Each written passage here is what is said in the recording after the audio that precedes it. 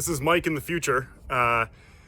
You'll notice that the video I'm about to upload or about to watch is basically the same video as the first video I put up from a few weeks ago. I had so much excitement and was in such a rush to upload that first video that I ended up leaving out the important content and not really doing everything with it that I wanted to. And now that I have some additional skills and can really take the time, I decided to re-edit it and upload it right now. And this isn't too much time hasn't really passed. I think I uploaded that last video maybe a few weeks ago at this point, but I shot it several months ago. It's now the beginning of December. So I'm thinking in the future, what I'm going to do is expand the channel a little bit, talking head stuff, where I review code that I've written maybe and just talk through how to use it, what led me to do what I'm doing, maybe walk through the code itself, and then put that up on the channel. So yeah, I guess without any further ado, enjoy the expanded version of the first video that I put up, and thank you for watching. Morning. Oh boy, you're missing a good one today. I'm going to Arethusa Falls. I don't know if I'm saying that right. I'm only about 0.6 of a mile in. I've only been going about 20 minutes. I'm already out of breath though. It's just absolutely beautiful so far, and apparently it just gets better. I think there's a lot of waterfalls, or for New Hampshire, relatively a lot of waterfalls on the way, and the trail comes to, it's a loop, but at some point on the trail it comes to a 200-foot waterfall that I've only heard good things about. So I'm really looking forward to that. Got up here early, got up about 5, left the house about 5:15. Took my time, enjoyed the ride up through the notch, up 93. And when I got here, there's only 6 cars in the parking lot, so I don't anticipate seeing a lot of people, but it's supposed to be a beautiful day, so as it gets a little bit later in the day, there'll probably be a lot more people showing up, probably a lot of cars in the parking lot when I get back. Getting to a pretty aggressive elevation. It only goes from like 900 up to 2,700. I think I'm at 1,600 right now, so most of the elevation I think is at the beginning. I'd have to look back at all trails, see what it says, but yeah, so today, I don't know, I'll give you some updates, make you feel bad about not being here. Maybe talk about HTML a little bit. I'm still a super novice, so I don't want to talk about stuff, be way too out of my depth, but I think I got a basic understanding right now. Oh, spiderweb. But yeah, so I'll let you know how it goes. Check in soon. Bye. All right, I made it to the falls. It's actually not that far up the trail. I'm only maybe a mile and 1.2 in, maybe an hour. This really does not do it justice. But you can kind of see the scale because how small those people are. There we go, it's kind of focusing. Let me do that. It's absolutely beautiful. It's a really nice side trail. It's like a 1/4 of a mile long to get out here. A lot of the trail leading up to it was wet and damp, so I thought that it was going to be, must have had rain recently, so I thought it was going to be running, and it is. It's amazing. Hopefully you can even hear me. Yeah, I'll leave you with this, and I'll talk to you soon. All right, I am now about 2.4 miles, hour and a half in, a little less than halfway done. Not walking too fast, so I can see it taking a few more hours, maybe even. Out in the middle of nowhere. It's gorgeous. It's starting to get a little muggy, but it's okay.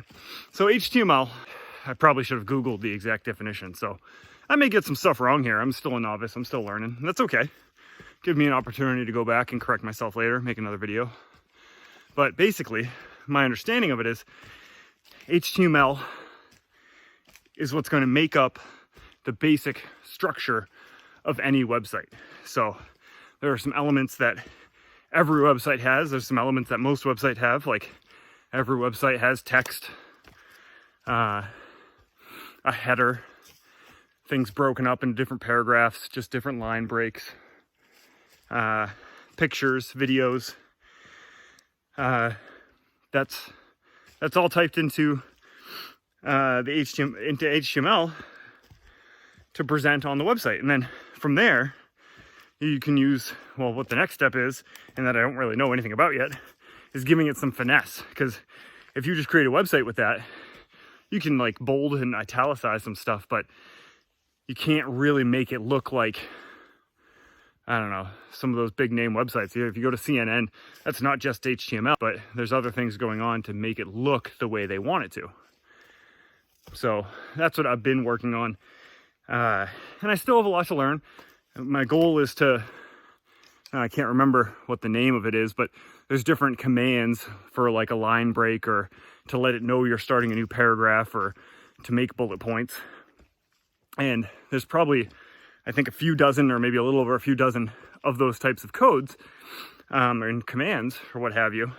I know I'm definitely getting that wrong. I cannot remember what the term is for it, but hopefully I'll learn all of those and be able to create everything, you know, what they call the front end, you know, what you're going to see, all that work and structuring it.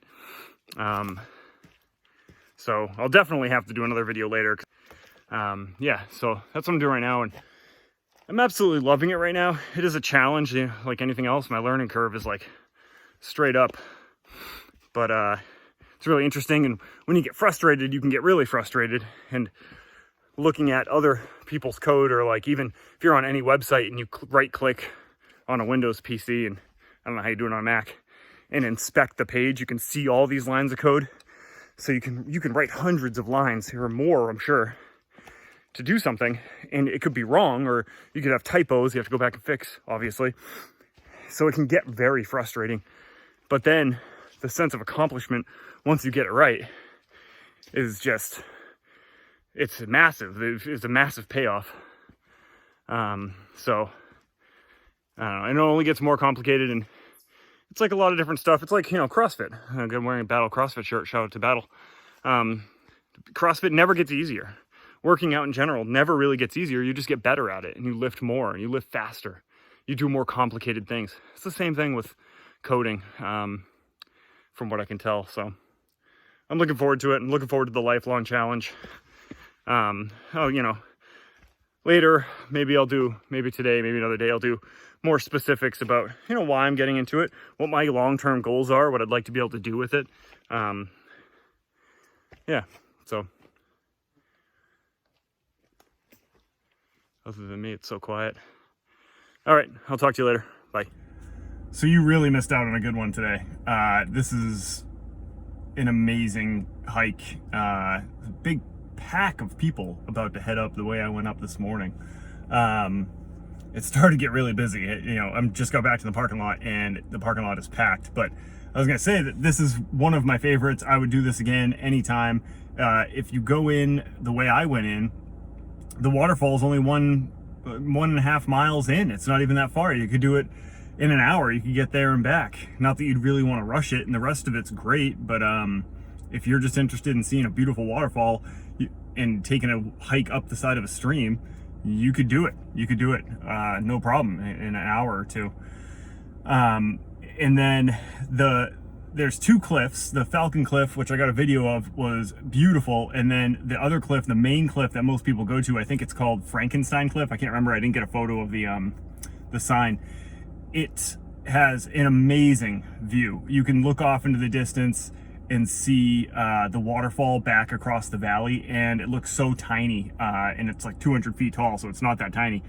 And then you can look and see the parking lot where I'm in now, and I got a photo of that where it's also tiny. The cars look like ants, you know, and you can see the river and the road, and then you're hiking, that's across the valley too, kind of a different direction, and then you're hiking back down to that. So the way I went up, it was long, gradual elevation for the most part. Like it's kind of aggressive in some areas, as it will be, but coming the other way in, it's very aggressive. You're getting all the peak elevation out of the way in the first couple miles.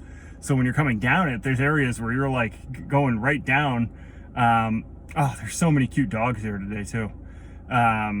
There's three more good boys going up the mountain right now. It's just like, even coming down, you're like getting out of breath because it's so difficult. You're keeping yourself going slow, and then some of these areas are so rocky where the rocks are really loose. You're really watching your footing. So it was a lot of fun. I really wish I had my boots instead of these sneakers, but it was okay. It was still a really good time. And then as you're coming down, right after you hit the worst of the downslope, you get to, or right before I guess you start it, depending on which way you go in, you hit the train tracks and the train bridge. I got some photos of that, and there's the path kind of splits, and you could go up and either walk back on the train tracks, which I really wouldn't advise, but you can go up there and sit on them for a little bit and see, you could see for a distance if a train is coming. But even if not, if you just follow the trail back, you walk underneath them, and it's a really cool sight, because you're under the I think it's called a trestle, and you can see down all the scaffolding and everything that's holding it up. I don't know if that's the right term, but it was really cool. And then when you're coming back, you're going through the woods, and you can start to hear traffic, and then it just gets louder and louder, and then before you know it, you come up on the parking lot and you're back. But yeah, the whole thing was just beautiful the whole time. Tons of chipmunks out here, oddly enough. Like, they're everywhere. And I've done other trails. I think this is the Crawford Notch area. I did the Crawford Path a few miles, 15 miles back. I didn't see any chipmunks. Here, they're everywhere. So yeah, you really missed a beautiful one. It is gorgeous now. I think I might be going out to Black Cap and doing that. Maybe take some photos and a video there. But I would do this again anytime. So yeah, hopefully you can make it next time.